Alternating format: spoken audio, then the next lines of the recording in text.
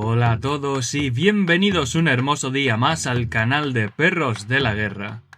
Hoy asistiremos al primer asedio de Alejandro Magno en suelo asiático, uno del que no se suele hablar pero del que hay mucho que analizar. Seguiremos el viaje por Sardes y Éfeso, reconstruiremos arqueológicamente la ciudad de Mileto, explicaremos en detalle las maniobras del asedio y veremos cómo se las apañaron para incapacitar a la armada persa. ¿Estáis listos? Pues hablemos de historia. Tras su victoria en la batalla del río Gránico, Alejandro envió a Parmenión a tomar Dascilio, la capital de Frigia Helespóntica. En reemplazo de Arsites, que como sabéis se había quitado la vida a causa de la derrota, el rey macedonio entregó el gobierno de la región a Calas, comandante de la caballería tesalia, y para ganarse el favor de la población, o por lo menos para evitar su enemistad, mantuvo los tributos tal y como estaban antes de su llegada, evidentemente recibiéndolos ahora él en lugar de Darío. A la población de Celea también se le perdonó la colaboración con los persas antes de la batalla, ya que a fin de cuentas tampoco es que hubieran podido hacer otra cosa con el ejército aqueménida acampado allí mismo. Sobre por qué fue Calas el primer elegido como sátrapa, además de por qué era el que más tiempo había pasado allí con las tropas expedicionarias, Alejandro tenía una importante razón de peso. Parmenión era el segundo al mando en el ejército. Su hijo Filotas comandaba la caballería de compañeros. Su otro hijo, Nicanor, estaba al frente de los hipaspistas, y el marido de su hija, Coeno, era taxiarca de la falange. Si Parmenión dejó a Calas al mando antes de regresar a Europa, la deducción más lógica es que Calas pertenecía a su círculo más cercano, los de la vieja guardia del difunto rey Filipo. Durante la campaña veremos que Alejandro fue progresivamente reemplazando a los generales de su ejército por sus amigos y su gente de confianza, por lo que el nombramiento de Calas, que además comandaba la poderosa caballería tesalia, era una elegante manera de quitárselo de encima con el premio de un gobierno en suelo asiático. Con la primera de las satrapías de su enemigo en el bolsillo, Alejandro avanzó hacia Sardes, una de las ciudades más importantes de Asia Menor, cruce de caminos entre el Helesponto, la costa, Halicarnaso y el camino real a Susa, capital del imperio. Sardes jugó un papel protagonista en la revuelta jónica, y de hecho, si os fijáis en la miniatura, su gran incendio fue la imagen que seleccioné como portada del vídeo. Con Alejandro a poco más de 10 kilómetros de las murallas, Mitrenes, comandante de la guarnición local, salió a su encuentro acompañado por los ciudadanos más influyentes. Quizás animados por el buen trato que el rey había tenido con los pueblos de Frigia Helespóntica, la comitiva rindió la ciudad incondicionalmente, y ofreció todo el oro que había en el tesoro. A continuación Alejandro acampó junto al río Hermo, a menos de 4 kilómetros de Sardes, y envió a Amintas a ocupar la Acrópolis. De los dos generales llamados Amintas, este era el taxiarca de la falange. Una vez asegurada la fortaleza, que según Arriano se protegía mediante una triple muralla, Alejandro se presentó allí personalmente, y ofreció a Mitrenes y a los locales mantener las antiguas leyes del reino de Lidia. A Mitrenes, en particular, le dio un puesto de honor en su séquito. Después ordenó construir un templo en honor a Zeus olímpico en la Acrópolis, y dejó a Pausanias, de la caballería de compañeros, al mando de una guarnición formada mayoritariamente por argivos. Lo que ahora en los libros de historia no es más que una captura anecdótica, en realidad fue un triunfo enorme para los macedonios, porque sitiar su impresionante Acrópolis habría supuesto un reto no muy diferente del que luego se encontrarían en Tiro. Aquí el factor tiempo era crítico, así que no debemos ignorar el éxito de su política en Frigia Helespóntica y el reflejo que tuvo en Sardes para que la ciudad se rindiera sin luchar. La satrapía de Lidia, que había estado gobernada por Espitrídates, otro de los derrotados en la batalla del Gránico, le fue entregada a Sandro. Curiosamente, Asandro era hermano de Parmenión, con lo que Alejandro seguía poco a poco ejecutando su plan de reducir la influencia del viejo general de Filipo en el ejército. Para mantener el orden en la región, le asignó un número sin especificar de jinetes y un numeroso contingente de infantería, seguramente todos ellos aliados griegos y mercenarios, que eran los que solían quedarse atrás como guarnición durante la campaña. De todas formas, no penséis que conquistar satrapías era tan sencillo como tomar la capital y seguir hacia adelante. En el caso de Frigia Helespóntica, Alejandro tuvo que enviar a Calas, recién nombrado sátrapa, y a otro Alejandro, hijo de Aéropo, a la Tróade, para asegurar el territorio que quedaba en retaguardia. Su destacamento estaba formado por aliados griegos, aunque no se especifica su número. El siguiente objetivo de Alejandro fue Éfeso, ocupada por una guarnición de mercenarios griegos liderados por el traidor macedonio Amintas, otro Amintas más, aunque al saber de la derrota en la batalla del Gránico, todos los defensores se habían marchado a bordo de 2 trirremes pertenecientes a la ciudad. El rey tardó 4 días en llegar. Después ordenó el regreso de todos los que habían sido exiliados por declararse partidarios suyos, e instauró una democracia en lugar de la oligarquía previa. Los habitantes de Éfeso, bien porque ya no tenían miedo, o bien porque querían hacer ver a sus conquistadores lo leales que eran, llevaron a cabo una campaña de venganza, asesinando a quienes habían permitido la entrada de Memnón cuando reconquistó el territorio capturado por Parmenión, a quienes habían saqueado el templo de Artemisa y habían derribado la estatua de Filipo que había dentro, y a quienes habían profanado la tumba de Herópito, el libertador de Éfeso. También lapidaron a Sirfax, uno de los oligarcas, junto con sus sobrinos, y habrían hecho lo mismo con otros de sus colegas, de no ser porque Alejandro lo impidió. Arriano cuenta que su motivo era evitar que los ciudadanos dieran rienda suelta a su odio, y las cosas se le fueran de las manos, resultando en muertes de inocentes.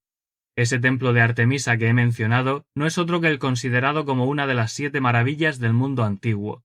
En el 356 a.C., el pirómano Heróstrato lo había incendiado y destruido, razón por la que fue condenado a muerte. Alejandro se ofreció a financiar su reconstrucción usando el tributo que los locales pagaban al rey Darío, a cambio de que grabaran su nombre en la inscripción honorífica. Pero las autoridades se negaron, según Estrabón, porque era un sacrilegio usar dinero que provenía originalmente del saqueo del templo. Aunque se dice que la versión oficial de la negativa, para no enemistarse con Alejandro, fue que no era apropiado que un dios le hiciese una ofrenda a otro. Irónicamente, este templo de Artemisa, que había sido destruido, según se cuenta, la noche que nació Alejandro, porque Artemisa estaba distraída atendiendo el nacimiento, fue reconstruido en su tercera y más grandiosa versión, comenzando los trabajos el mismo año de su muerte. También fue en Éfeso donde tuvo lugar una anécdota contada por Eliano, seguramente falsa pero no por ello menos divertida. Según decía en su obra, Alejandro estaba contemplando un cuadro pintado por Apeles, el único artista autorizado a retratarle.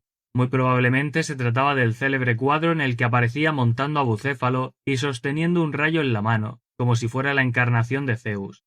Al parecer no le gustaba mucho cómo le había representado en aquella obra, y así se lo hizo saber al autor. Mientras hablaba, trajeron a Bucéfalo, que relinchó en la dirección del caballo de la pintura. Apeles dijo entonces: «Mi rey, este caballo parece saber de arte mucho más que tú». Dejando a un lado este poco probable incidente, se dice que la popularidad de Alejandro subió considerablemente a consecuencia de sus actos mientras estuvo en Éfeso. Antes de irse, organizó un desfile militar para exhibir toda la pompa del victorioso ejército macedonio por las calles de la ciudad.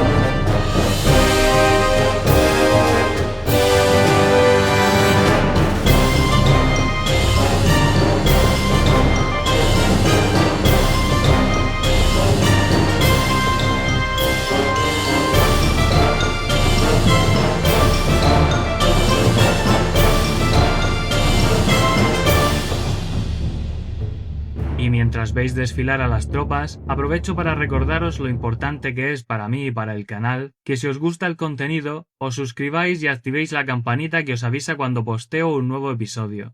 ¿Ya lo habéis hecho? Pues sigamos. El avance inexorable de las tropas y la ausencia de un ejército aqueménida en la zona que pudiera hacerle frente, llevó a otros pueblos a ofrecer su rendición. Concretamente se mencionan Magnesia y Tralles. Hacia ellas el rey envió a Parmenión con 2.500 hoplitas griegos y un número equivalente de macedonios, además de 200 jinetes de la caballería de compañeros, lo que sería un escuadrón completo.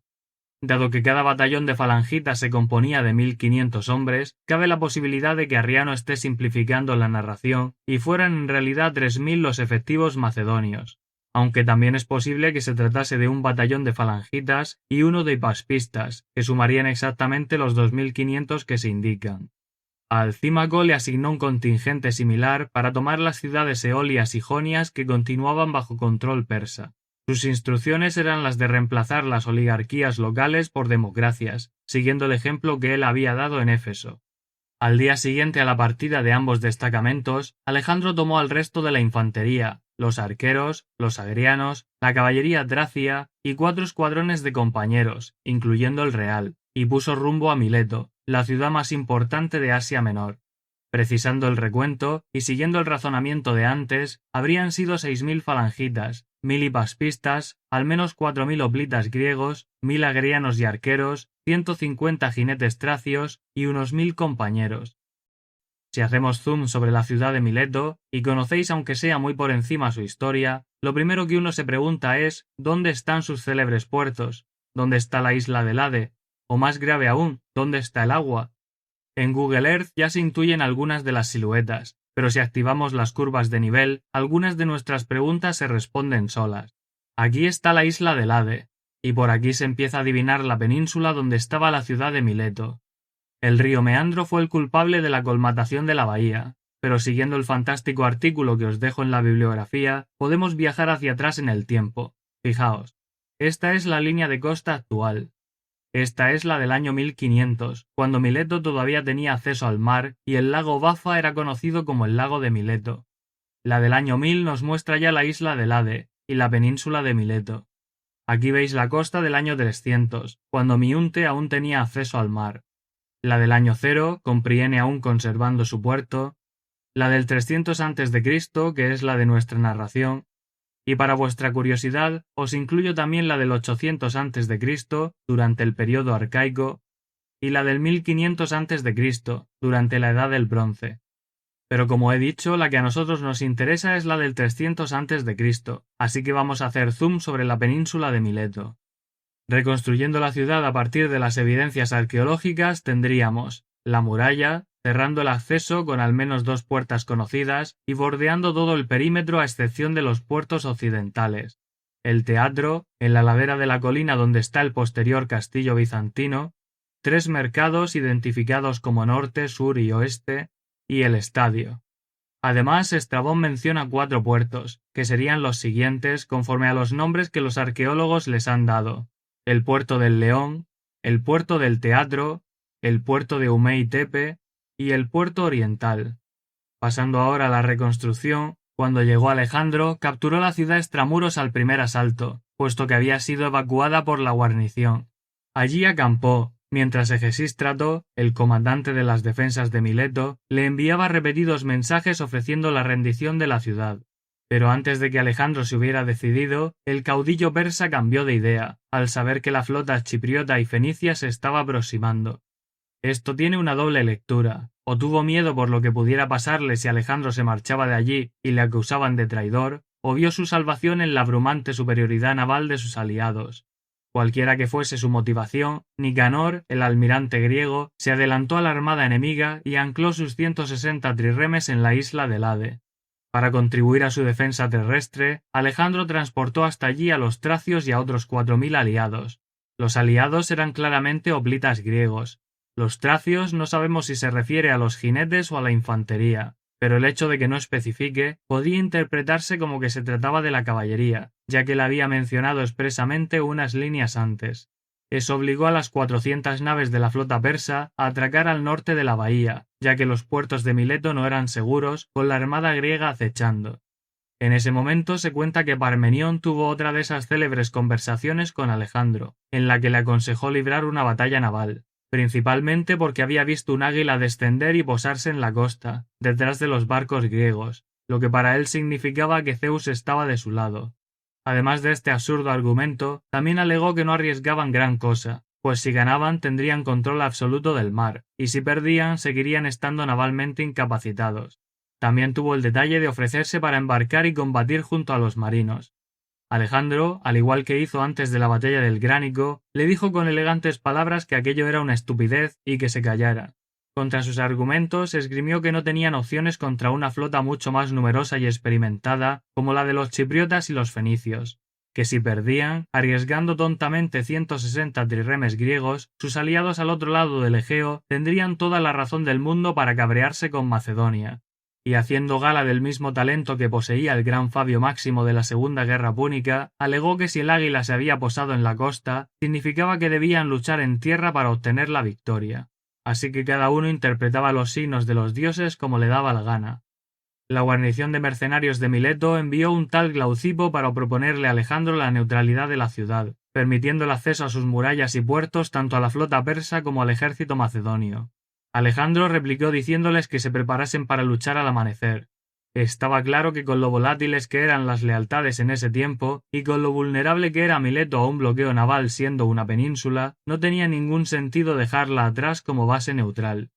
Al día siguiente, conforme a su palabra, el rey macedonio envió sus máquinas de asedio contra la muralla. Imaginamos que arietes y artillería, aunque no se concreta. Los historiadores modernos también suelen incluir torres de asedio para los arqueros y lanzapiedras, similares a las usadas después en Halicarnaso. El objetivo de estas no era transportar tropas hasta el adarve de la muralla, como en las películas, sino mantenerlo limpio y despejado de defensores, para que sus arietes pudieran operar en condiciones seguras. Tras derribar parcialmente una sección del muro, Alejandro situó a sus tropas en las proximidades, listos para penetrar en el recinto en cuanto se hubiera abierto del todo la brecha. Al comienzo del ataque, Nicanor, el almirante, trasladó su flota al puerto de Mileto, bloqueando la parte más estrecha con las proas enfiladas hacia mar abierto. De esa forma, dado que la parte delantera de los barcos donde estaba el espolón era la parte más dura y resistente, impedía cualquier intento de asistencia de la armada persa. ¿Y de cuál de los 4 puertos está hablando Arriano?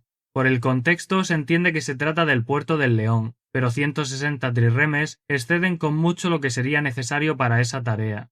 Posicionándolos borda con borda, harían falta unos 50 para cerrar los aproximadamente 160 metros de ancho que tenía la boca del puerto. Pero siendo operativos, es decir, dejando espacio para desplegar los remos, les habría bastado seguramente con la mitad, o repartiendo a los 50 en 2 hileras. ¿Dónde estaban el resto? Puede que en el puerto del Teatro, que tenía mayor amplitud. De nada les servía bloquear uno y dejar el otro abierto justo al lado. Los 2 de la otra costa, por lo que dice el estudio que mencioné antes, eran playas arenosas, así que a los persas no iba a parecerles muy buena idea dejar su flota entera varada en una ciudad que estaba siendo asediada. Cuando terminó de desmoronarse la muralla, el ejército macedonio entró por fin en el recinto de Mileto, poniendo en fuga a los mercenarios griegos que lo defendían. Algunos trataron de escapar en pequeñas embarcaciones, pero fueron capturados en la boca del puerto y masacrados junto con el resto de los suyos. Otros pocos se arrojaron al mar, y flotaron sobre sus escudos penosamente hasta un islote próximo a la costa. Si nos fijamos en la vista de satélite de Google Earth, puede que se tratase de una de estas 2 elevaciones que vemos sobre la llanura colmatada. Estando tan lejos de la flota griega y de la brecha en la muralla, se explicaría por qué lograron escapar. Alejandro, a fin de no dejar ningún cabo suelto, ordenó equipar varios trirremes griegos con escalas, y los envió al islote. Por lo que cuenta Arriano, el desembarco requería superar un importante desnivel.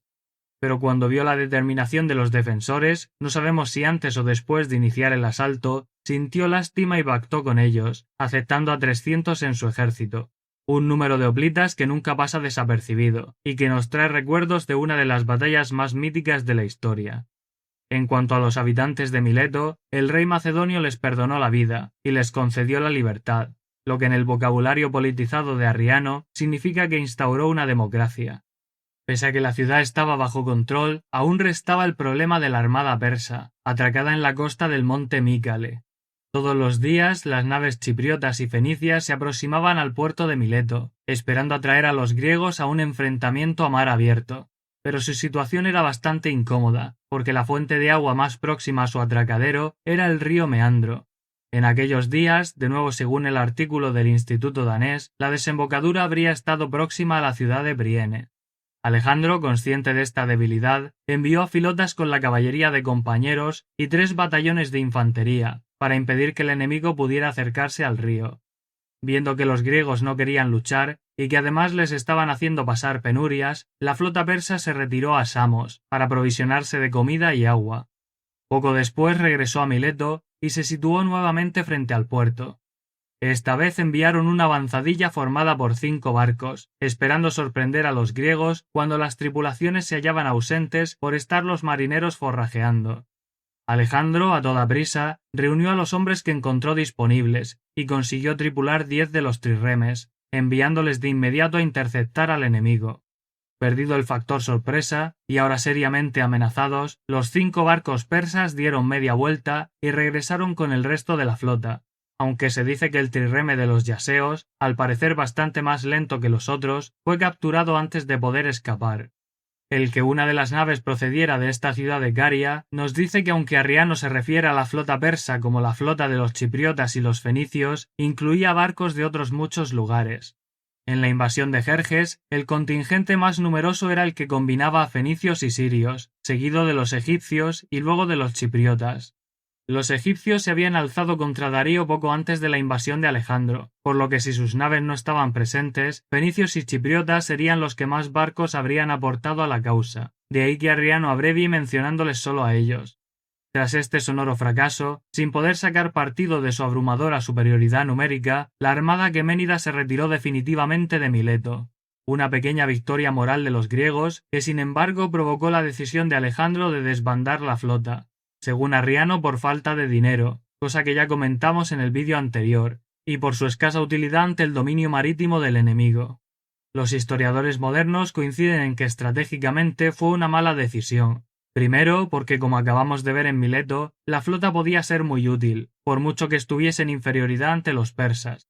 Y segundo, porque teóricamente los costes de mantenimiento y personal recaían sobre los aliados griegos que aportaban los barcos, no sobre Macedonia.